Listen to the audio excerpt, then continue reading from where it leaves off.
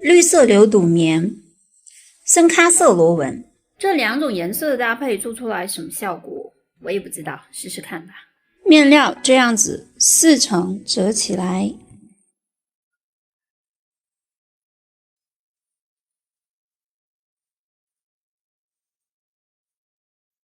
现在呢，我也是在一个试版的过程当中，基本上就是前后片的上半部分我打好了，给大家讲一下我打的尺寸跟思路。我呢是想打一条裙子落肩的，这个地方呢，我想拼接螺纹啊，就是腰这个地方。整个的这个框架我给大家讲一下吧。圆形领宽 7.5， 然后肩斜打了15比上5。这个地方呢打肩斜线，我又做了一个2次落肩。肩宽呢打了2/2，肩宽是20厘米啊。这个呢领开宽了3厘米，后领深呢打到了是 2.8。落肩落了一个8厘米，从上平线向下呢打了一个29厘米啊，这个地方才是袖拢深线啊，袖拢深线。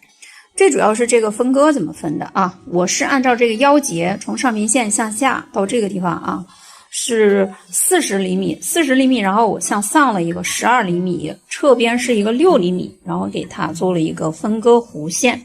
但是呢，这个分割的这个地方，我是要用这个螺纹来做的。螺纹呢，它有弹力，所以呢，我按照这个比例，这边6，这边12，我把这个腰这个地方给它缩短。那么这个地方它就是形成了一个皱褶。整个胸围量呢，我打的是110，4分之就是27.5，这就是一个整个的我的思路。现在呢，沿着这个线1厘米缝缝给它剪下来，这个地方呢就给它留一个2厘米啊。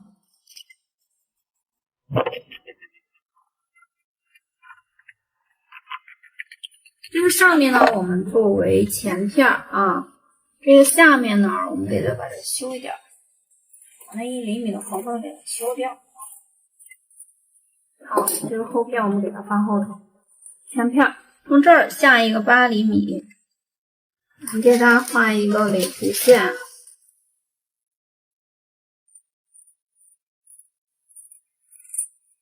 上面这个肩给它剪1厘米，这里面往里面修一个0.5。现在呢，我就要用这个螺纹去做这个腰。这个螺纹呢是2×2，也就是圆筒的。首先呢，给它一个对折。这个我的腰呢是68，但是我给它放一点点，打到72啊，看我怎么打的。先画一条直线，然后呢找到一个12厘米，宽度找到18厘米。这里呢一个6厘米，过来一个2厘米，进来一个4厘米，这里2个连一条线，找到它的1/2。好，现在画一个上弧线，底下画一个下弧线，看它怎么长啊。缝缝全是1厘米，我给它剪下来。